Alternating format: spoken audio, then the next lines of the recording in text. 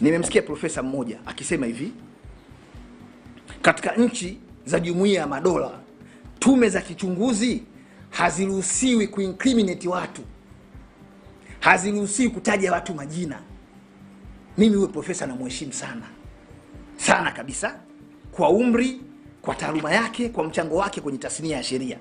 Lakini naomba nimkumbushe tu, tarehe 14 mwezi Januari mwaka 2006 waliuliwa wafanyabiashara watatu kutoka Maenge, wafanyabiashara ya madini kule Mabwepande, na dereva taxi mmoja marehemu Juma Ndugu wa Manzese pale.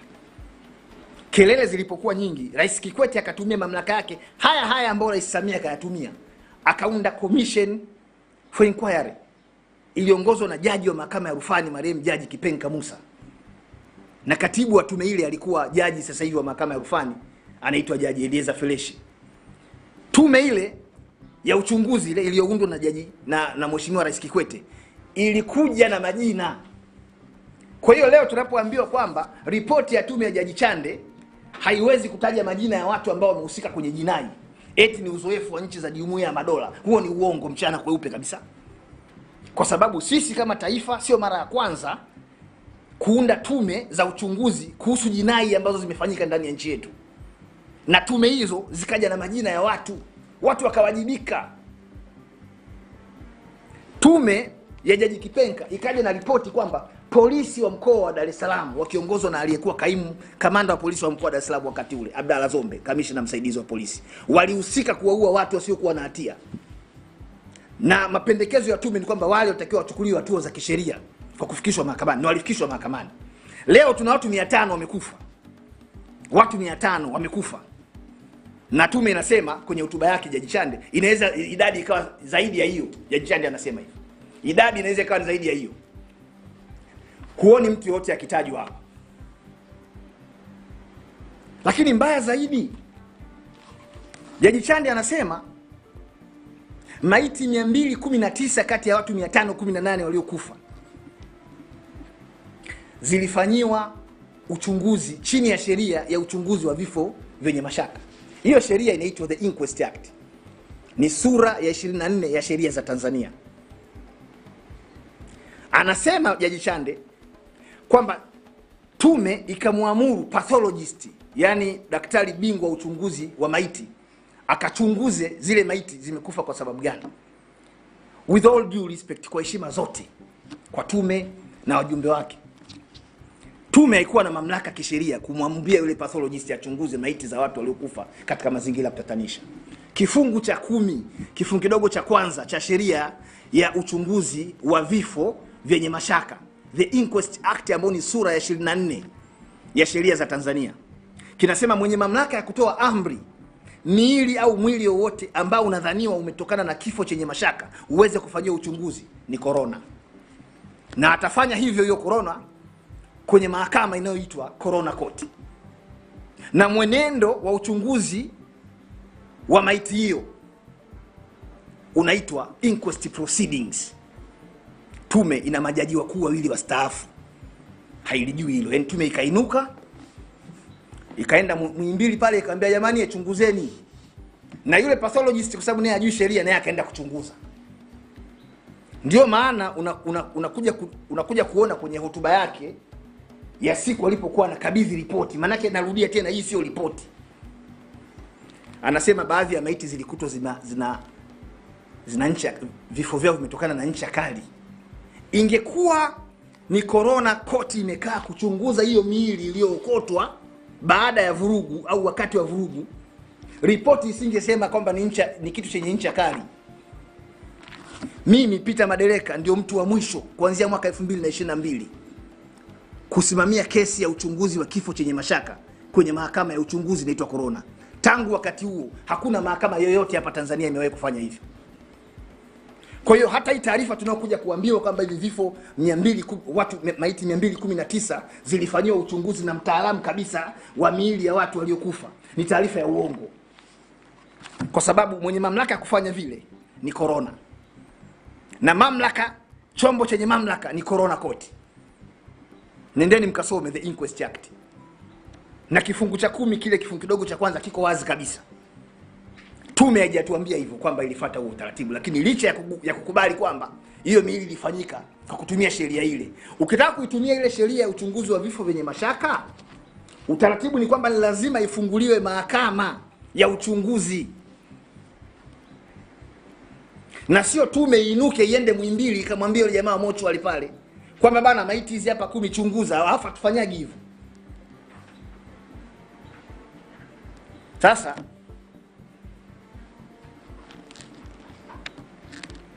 hilo nitaka niliweke wazi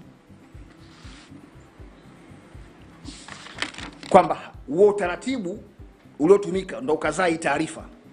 Huo utaratibu wa kufuata sheria, na ilitegemewa kwa kuwa tume iliundwa kwa mujibu wa sheria, yote ambayo yangefanywa na tume yalitakiwa yatokane na sheria. Hata idadi ya hivyo vifo, idadi ya vifo inatajwa katika ukurasa wa 25, ukurasa wa 25 mpaka ukurasa wa 26 wa hotuba ya mheshimiwa mwenyekiti ya Jishandi.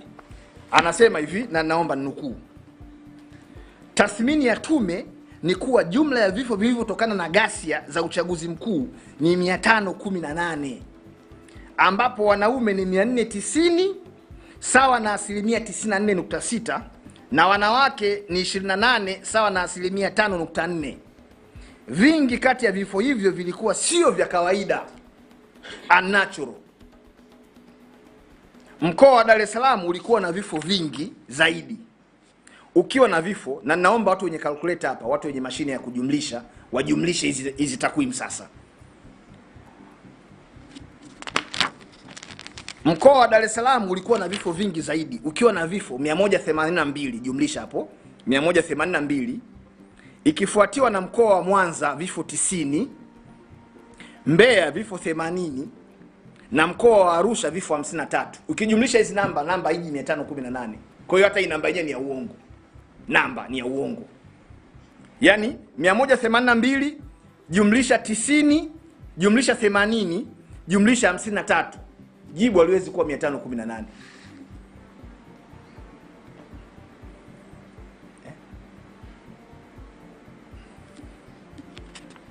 Sasa niwarudishe nyuma kidogo. Awali niliwaambia wakati Mheshimiwa Rais Samia anaapishwa kuwa rais wa Jamhuri ya Muungano wa Tanzania kwa kipindi cha pili cha awamu ya 6, alisema nguvu iliyotumika na vyombo vya ulinzi na usalama kudhibiti jaribio la mapinduzi ilikuwa ni nguvu stahiki. Tume inatuambia kwamba polisi hawahusiki. Yaani una nchi ambao kuna jaribio la mapinduzi linataka kufanyika, jaribio linadhibitiwa, mapinduzi yanashindwa, afu unaambiwa vyombo vya dola hata havihusiki. Sasa aliyedhibiti yale mapinduzi ni nani? Yaani hii haitaji hata kuwa na degree, kwa sababu tume ilipokuwa inatoa hiyo hotuba ilikuwa inajua kabisa inatoa hiyo hotuba na inasikilizwa na watu wenye akili timamu, sio vichaa. Hiyo hotuba kwamba vurugu zimetokea na hatuwezi kuziacha vurugu ziendelee kwa sababu zimepangwa kufanywa hizo vurugu na wahuni kama wenyewe wanavodai, wahuni tu fulani hivi. Vurugu zinadhibitiwa. Wanaoweza kudhibiti vurugu ni majeshi yetu sisi. Na watu waliokuwa wanafanya hizo vurugu hawezi wakawa walikuja mikono mitupu. Tuamini hivyo, maana tumeambiwa walikuja na mawe na marungu na mikuki na mishale na silaha za moto. Hawa walidhibitiwa na nguvu ilikuwa ni stahiki, na mwisho wa siku vikatokea vifo. Unawezaje ukasema jeshi la polisi au vyombo vingine vya dola katika eneo hili tu kwamba havihusiki, licha ya kwamba nguvu iliyotumika ni kubwa au ni ndogo? Hilo ni jambo lingine, lakini unawezaje kuviondoa kabisa wakati rais anavipa sifa na sisi wananchi tunatakiwa tutoe kongole, kwa sababu vinginevyo tungekuwa tunaongea mambo mengine. Ripoti inasema vile vyombo bana vilikuwa havihusiki. Unaona? Kwa hiyo kuna wakati ukianza kufuatilia mambo yaliyotokea kuanzia tarehe 29 Oktoba 2025 mpaka leo, usipochanganyikiwa utakuwa na neema ya Mungu. Yaani ukiwa unafuatilia haya mambo, kwa sababu kila siku kuna taarifa mpya. Tuliambiwa vijana kutoka nje ya nchi, lakini Kisutu pale hakuna kijana hata mmoja raia kutoka nje. Pale Kisutu kwenye ile hati ya mashtaka ambayo tuliiona pale, hakuna kijana kutoka nje ya nchi hata huyu mmoja.